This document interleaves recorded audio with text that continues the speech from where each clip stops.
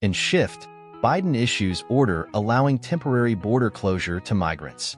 The President Biden issued an executive order on Tuesday that prevents migrants from seeking asylum at the U.S. Mexico border. The measure is the most restrictive border policy instituted by Mr. Biden, or any other modern Democrat, and echoes an effort in 2018 by President Donald J. Trump to cut off migration that was blocked in federal court.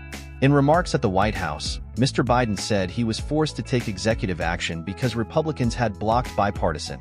"We must face a simple truth," said the president, who was joined by a group of lawmakers and mayors aware that the policy raised uncomfortable comparisons. Mr. Biden took pains to distinguish his actions from those of Mr. Trump. "We continue to work closely with our Mexican neighbors instead of attacking them," Mr. Biden said.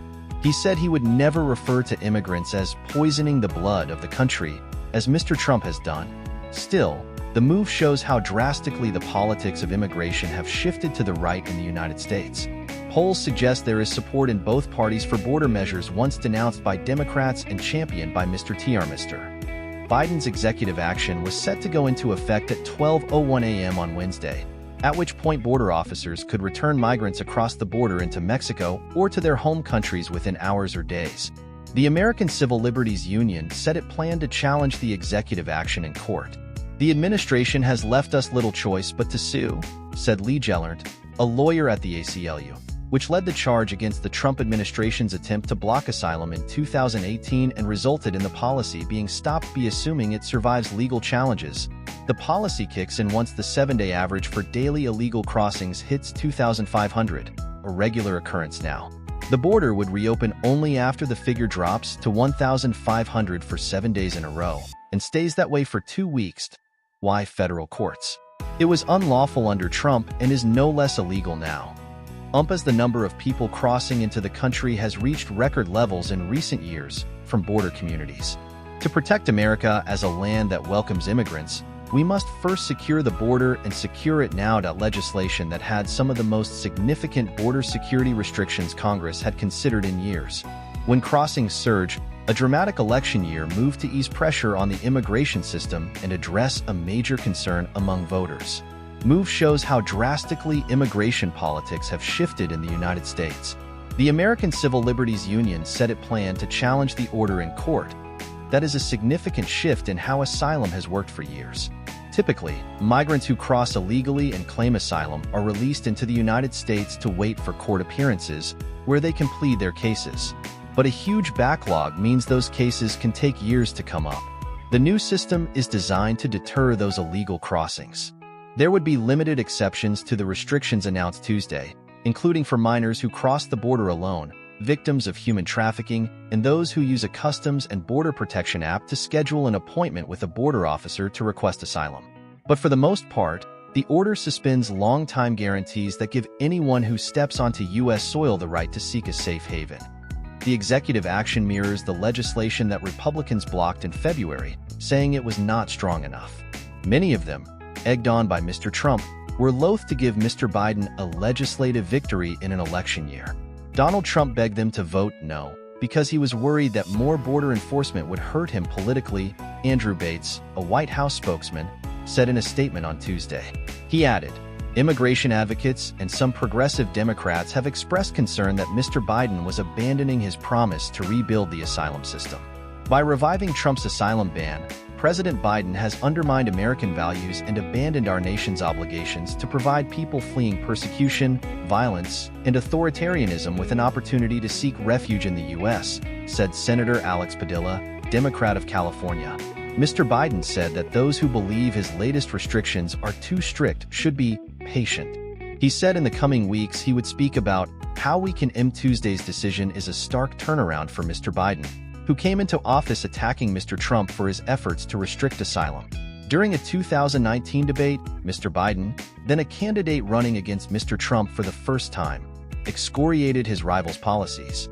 This is the first president in the history of the United States of America that anybody seeking asylum has to do it in another country, Mr. Biden said. Mr. Trump tried several times to close the U.S. border to asylum seekers, succeeding only in 2020 when he used a COVID-era emergency rule to seal the border to most migrants.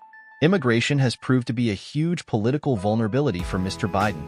reaching a crisis in December when about 10,000 people a day were making their way into the United States. Biden administration officials, panicked over those numbers, pressed Mexico to do more to curb migration. Mexican officials have since used charter flights and buses. The number of people crossing has plunged since then, though the numbers are still historically high. On Sunday, more than 3,500 people crossed without authorization, in line with the trends of recent weeks, according to a person with knowledge of the data. Even with the executive order in place, migrants could still apply for other protections designed for those who can prove they will be tortured in their home country.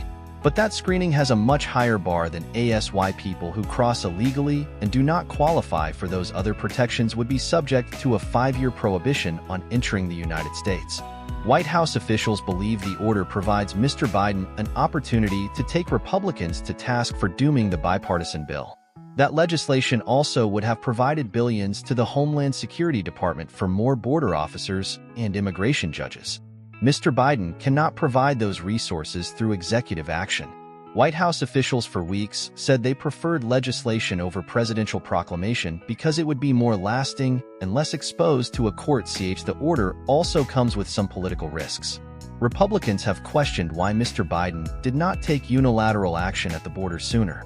In January, he told reporters that he had done all I can do at the border and that he needed help from Congress. It's all about show, because he knows we have a debate coming up in 3 weeks, Mr. Trump said Tuesday on social media.alinge.lum, and as a result, administration officials cite as Mr. Biden considered whether to take executive action in recent months, his administration has taken smaller steps to try to control those backlogs. In May, the administration proposed a rule change that would allow officers to quickly identify people who are ineligible for asylum, such as those who have been convicted of serious crimes. Currently, they may be allowed to enter the country and wait months, or often years, for asylum proceedings. The proposal must go through a 30-day public comment period. The U.S. Citizenship and Immigration Services also issued a new policy in May instructing asylum officers to consider whether applicants could find refuge in their own countries before coming to the United States. They do not expect many migrants to be screened into the United States. To move migrants deeper south and away from the United States, the time to make our immigration system more fair and more just. The American people want bipartisan solutions to border security, not cynical politics.